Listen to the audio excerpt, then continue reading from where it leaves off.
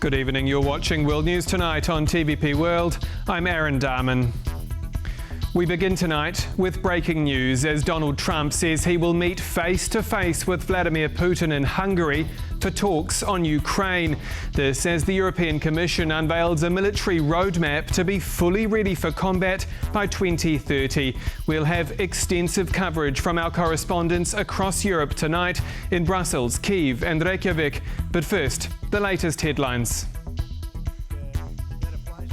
President Trump triggers confusion over India's Russian oil supply.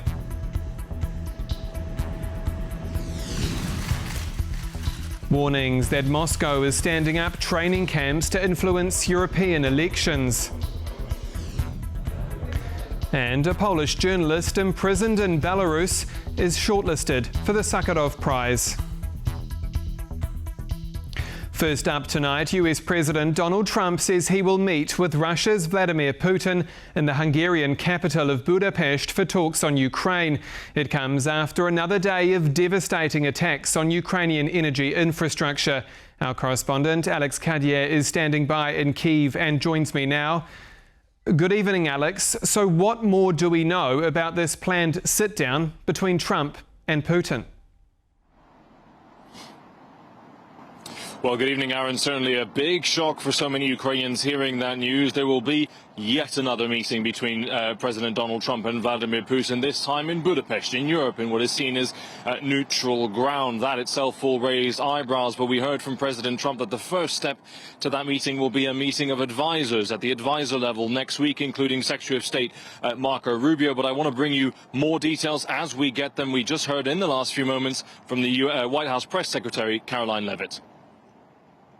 After their meeting in Alaska, the president was optimistic that he could get Zelensky and Putin together in a room. Does he still believe that he can get the two leaders together sometime soon? I think he thinks it's possible, and he would, of course, love to see that happen. But right now, there were discussions and plans are now being made for the Russian side and our folks, led by Secretary of State Marco Rubio, to meet, and then for President Putin and President Trump to perhaps meet again. But I don't think the president has closed the door on that at all. And when is he going to meet Putin? You said in Hungary, possibly when? Well, this call literally just happened, so we will provide you with more details as soon as we can.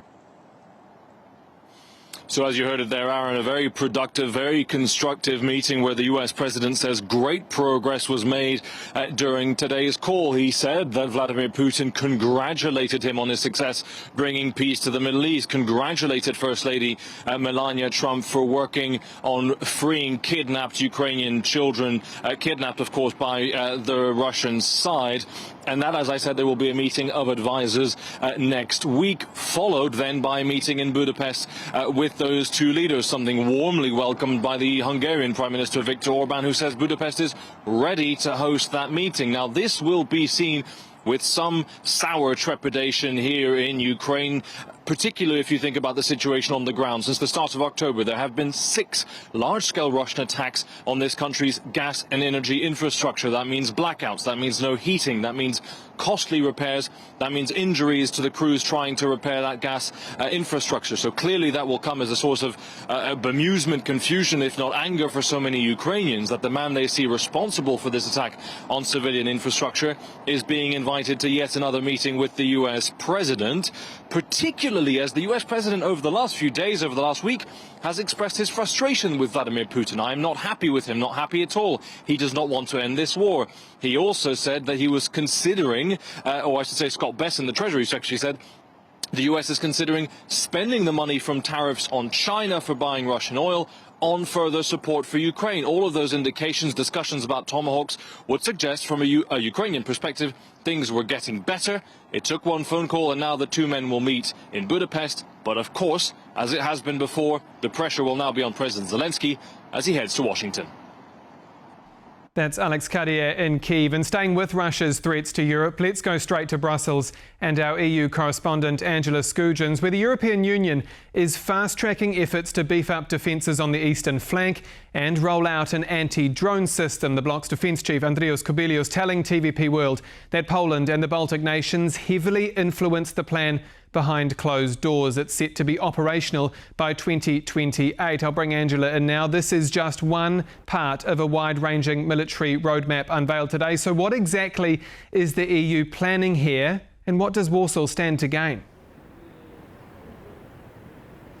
Good evening, Aaron. So anti-tank trenches, swamps, as well as dragon teeth. These were all proffered by the European Commissioner for Defence, Andrius Kubilius, when we asked him at a press conference on Thursday what Poland should expect to see as part of this big plan to ensure that Europe is fighting fit by the end of the decade. It's dubbed the Defence Readiness Programme and comprises of 4 major projects, the most important 2 for Poland and the most urgent for the European Union, according to that own policy document, is the Eastern Flank Watch and the European Drone Defence Initiative, remarketed from the drone wall. Now, crucial to this will be anti-drone technology. However, the European Commissioner for Defence, Andrius Kubilius, really stressed here the need to be flexible in the face of changing warfare. Till now, we had very limited abilities to detect drones and also limited abilities to destroy drones with cost-effective measures. So what is needed to be done here, really, we need to start to invest into, first of all, into detection capabilities, both in frontier region, but also in the countries which want to develop such capabilities in order to be ready to defend themselves against any kind of provocations. European Commissioner for Defence, Andrius Kubilius, speaking there about the need to beef up Europe's eastern flank, particularly with the anti-drone technology.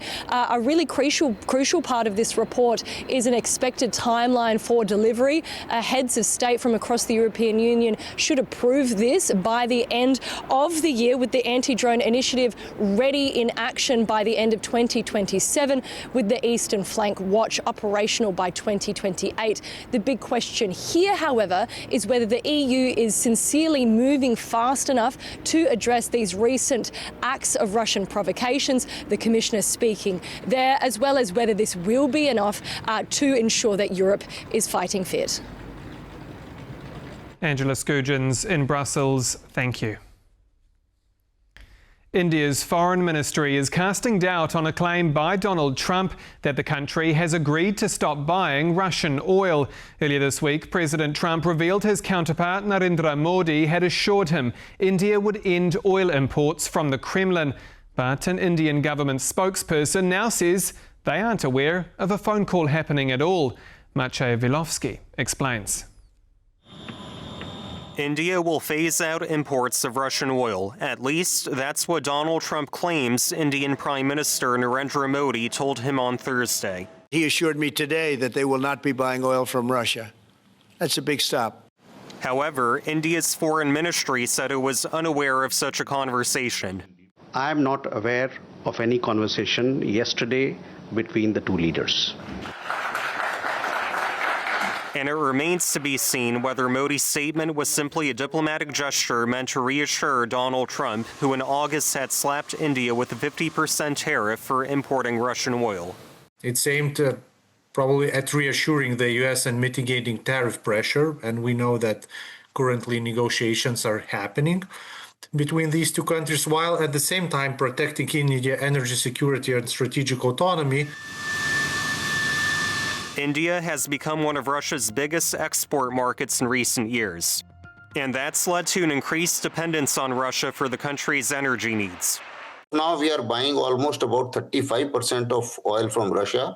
Traditionally a U.S. ally, India has increasingly pivoted toward Russia and China, and energy security could be a key reason why. Energy security, energy availability, and energy affordability. All 3 are extremely important for India. If Modi's intentions are indeed what Trump claims, any divestment from Russian oil could substantially impact Russia's economy and its ability to wage war in Ukraine. It would be a huge hit to Russia, and from its perspective, losing India as a buyer could reduce around 40 to 50 billion in annual revenues. But if Modi's pledge was purely a diplomatic gesture, it would call into question Trump's influence on major world leaders. Maciej Wielowski for TVP World. Greenland and Denmark are negotiating a new investments deal in the wake of Donald Trump's public ambitions to acquire the autonomous territory. That's according to a Greenlandic member of the Danish Parliament, telling TVP World that America's moves have been a wake-up call for the region. Let's go to Iceland now, where our correspondent Kazimierz Swiesiak is at the Arctic Circle Assembly. Kazimierz, what can you tell us about this deal, and what's the mood like in the Arctic? Good evening, Aaron. Well, we can't tell you much about the deal just yet, but perhaps we will know more details in just a matter of a few weeks. That's what we've been told by the Greenlandic MP here at the Arctic Circle Assembly, one of the biggest events focused on the security and the biggest challenges that the Arctic is facing today. Now, some of our viewers may remember that in the beginning of the year, US President Donald Trump shocked everyone by saying that he would like to see the US acquire Greenland either by purchasing or by some other rather vague means, and that caused a lot of protests, not only from Greenland but also from Denmark. As you've mentioned, Greenland is the autonomous territory of the Kingdom of Denmark. Now, of course, the acquirement of Greenland by the United States hasn't happened, but it did reignite the debate inside Greenland on its own independence. According to the Greenlandic MP, this really has been a wake-up call for the region. It's been a wake-up call for many of my colleagues, in the Arctic, and also for my colleagues in Denmark. One of the things that Trump has learned us is maybe to think on a much more short term.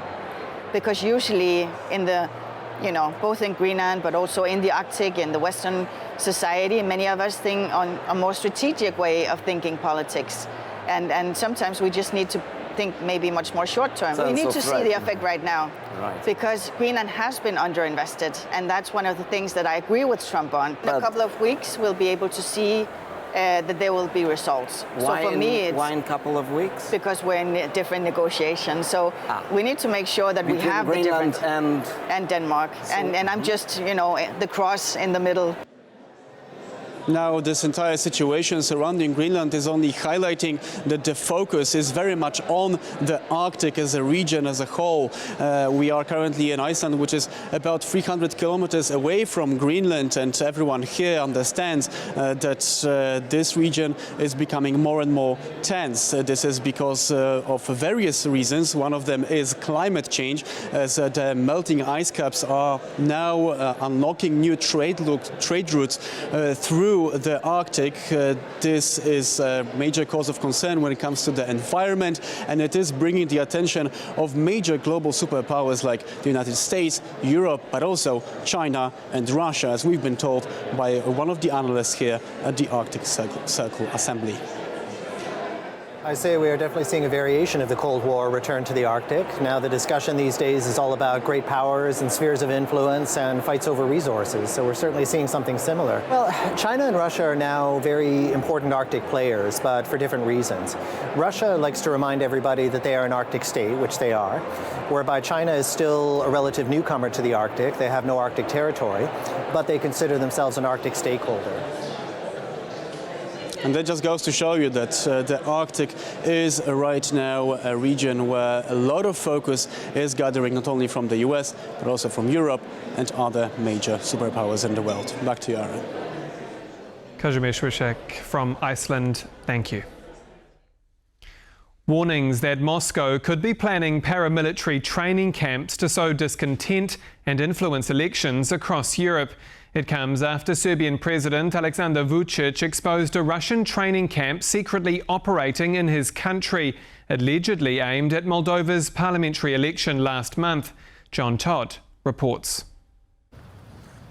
President Aleksandar Vučić lays out the red carpet for the European Commission president, who'd come to woo him by inviting Serbia to join an EU gas procurement scheme. Seen as pro-Kremlin, Vučić had a gift as well, outing a Russian training camp allegedly used to undermine Moldova's recent elections. He told a press conference, "I cannot claim that the Russian intelligence service was involved. but we have established the presence of 3 Russian citizens at the Sunchana Reka camp. We detained persons of Serbian nationality. They have given us information about the persons in question, and the investigation continues. 3 Russians were at the camp, which was investigated after the Moldovan government exposed what it claimed was a Russian interference operation. Around 150 Moldovans and Romanians were allegedly instructed in sabotage ahead of last month's key parliamentary election. They were trained for clashes with the police, and in the footage released by Moldova, they can be seen practicing shooting and breaking through police cordons. The vote was framed as a choice between a pro-Russian path or a future aligned with the EU. Voters chose Europe. Analysts warn that this may be a model Moscow will seek to repeat elsewhere in Europe. It says a lot about Russian intentions to interfere in European affairs, in affairs, electoral process of European countries, and Moldova is not an exclusion here. This attempt to escalate, we can say, was successfully eliminated. But we should be very cautious and look further, because in their playbook they have many tools, including political disruption.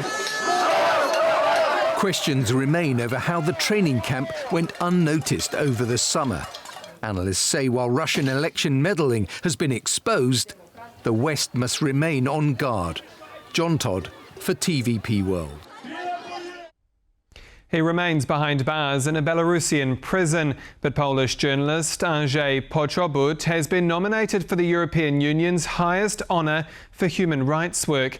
As Anastasia Yanchenko reports, this year's Sakharov Prize for Freedom of Thought, which was previously granted to the likes of Vladimir Zelensky and Alexei Navalny, will be awarded next week.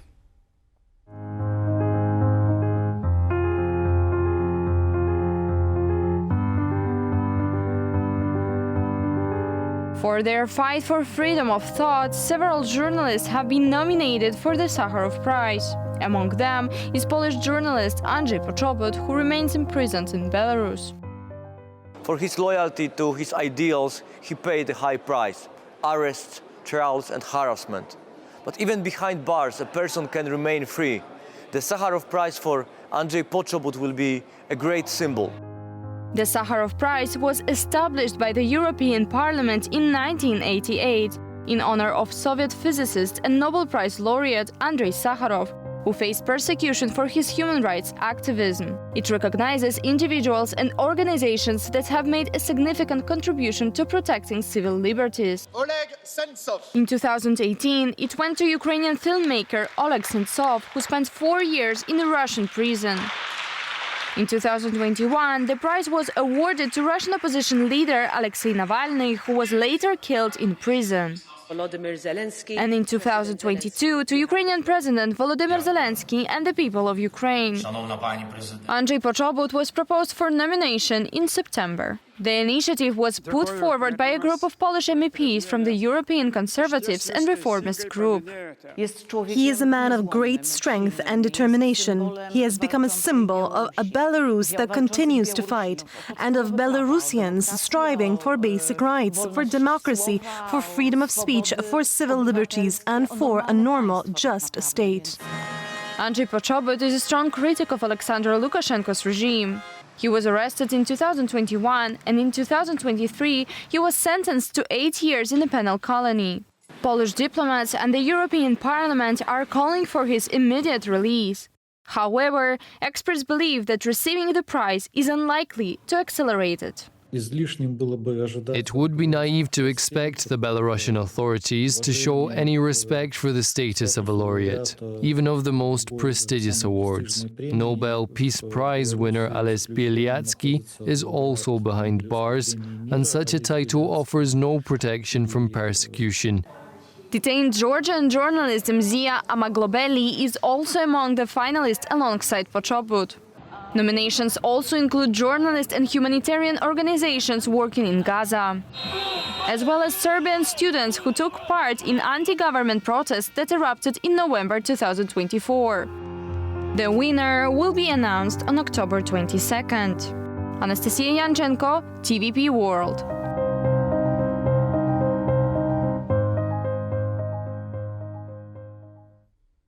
We return now to our top stories. Europe's roadmap to be ready for conflict by the end of the decade, and Donald Trump's planned meeting with Vladimir Putin in Hungary. And here to break it all down is Roland Freudenstein, co-founder of the Brussels Freedom Hub. Good evening, sir. Good evening, Aaron. Great to be there. A pleasure to have you, and well, what a night of breaking news. We're hearing from Donald Trump that he will sit down with Vladimir Putin in Budapest. This will be his first time on EU soil since Russia's full-scale invasion. What are you reading into this as we go to air? Well, as we've seen over the past hour or so, both in Ukraine and in the EU capitals, all the alarm bells are going off again. We are back to square one of just, seeing a Trump-Putin meeting and fearing the worst. I think that in this respect, nothing has changed ever since Trump took over in the White House, and especially since the Oval Office meeting with Zelensky that went so terribly wrong end of February. So the fear is that Putin may make some kind of symbolic gesture, I don't know, maybe stopping air raids for a couple of days or something, and Trump reading this as a big compromise and a sign that Putin is ready for peace, and then turning around and putting pressure on Ukraine again to actually sell its own existence in some kind of crooked peace deal. That is the fear. Now, of course, there may be better outcomes of this meeting if it actually takes place. We don't know when. But the probability is that there will be a meeting Trump-Putin, and the fears are all back in Europe, including in Ukraine. Well, is it possible that Donald Trump learned his lesson from Alaska, where he met with President Putin in Alaska, then President Putin ramped up the attacks in Ukraine? Is it possible that President Trump is thinking ahead of the ball this time? Fingers crossed, but I wouldn't bet on it. Trump wants the Nobel Peace Prize. He believes that he already deserves it after Gaza. But he has now, for the last 2 days, focused back on the Russian invasion in Ukraine, and he desperately wants to be the peacemaker, the deal maker. And Putin knows that very well, and Putin has complimented Trump, and we've heard that from the White House today about the peacemaking ability and so on. And this is music to Trump's ears, and we have all seen occasions when this kind of flattery by Putin, which is based on intelligence about Trump. This flattery has worked in turning Trump around and turning him against Europe and Ukraine. So I think the fears are absolutely justified. Speaking of the ties between the two, they've held a 2-hour phone call tonight. What does that tell you about their relationship? Well, 1 hour or 2 hour phone calls are actually the rule with Vladimir Putin. I mean, that happened to other Western leaders as well, from Scholz to Macron to other people.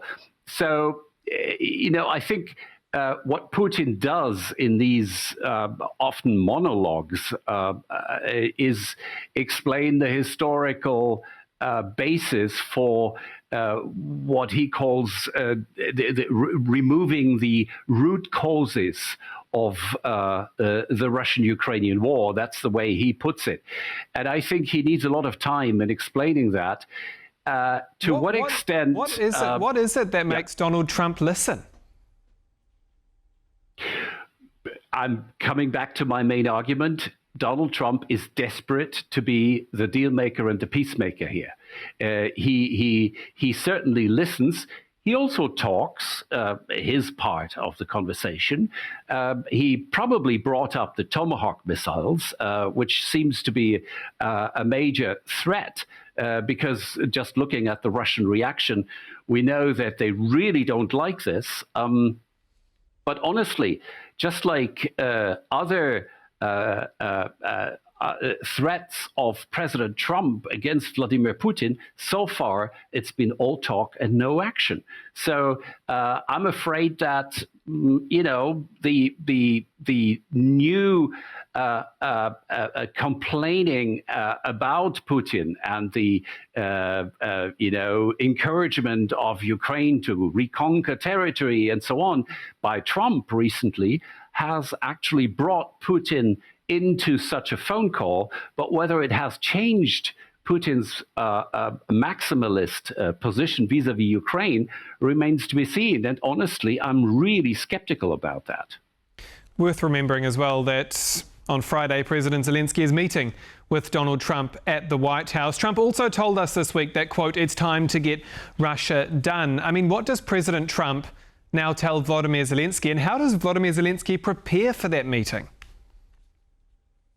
Well, I think he's going to wear a tie, as he did in recent weeks, in personal meetings with Donald Trump, both in the White House and in other places. So I think he's going to prepare much better in the sense of commending the president, again, also making compliments about his peacemaking abilities, mentioning Gaza, mentioning other peace deals Trump has made over the past couple of months. I think, but the core of what Zelensky needs to do is to rub it in that Trump cannot afford to be seen losing Ukraine, and that accepting Putin's conditions for peace means exactly that. Means for Ukraine to give up its existence as a free country, and thereby means for President Trump to actually lose Ukraine and to lose this struggle about a free and independent Ukraine. And that will hopefully, fingers crossed, work in getting Trump away from this idea of too much listening to Putin's points and pressuring Ukraine again. Now, briefly back to Brussels, the roadmap announced today by the EU. Defence Commissioner Andrius Kubilius says, quote, self-sufficiency means our capacity to produce enough. Is it realistic for Europe to be ready for war, supplying and supporting itself by 2030? And speaking of Vladimir Putin, is he looking at Brussels now, looking at NATO now, and seeing if those institutions can pull it together? Well, the glass is half full, I would say. If the EU manages to be ready for a conflict, and the conflict would be fought, of course, by military forces of the member states under NATO command, but the EU plays an increasingly important role in non-military capacity building, industry, technology, infrastructure, and so on. If that is really going to happen, then that's a major achievement. And the only thing is what happens in the 4 years between. And honestly, if I were Putin, I would test NATO and the West before that.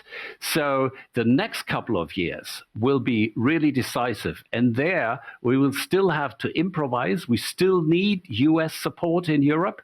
And we need as much as possible of US support and the support of the global coalition to help Ukraine in the meantime. So we need to hurry up.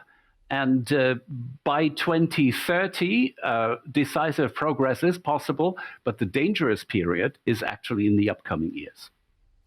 Roland Freudenstein, co-founder of the Brussels Freedom Hub, thank you so much for your time on a big night of news here on TVP World.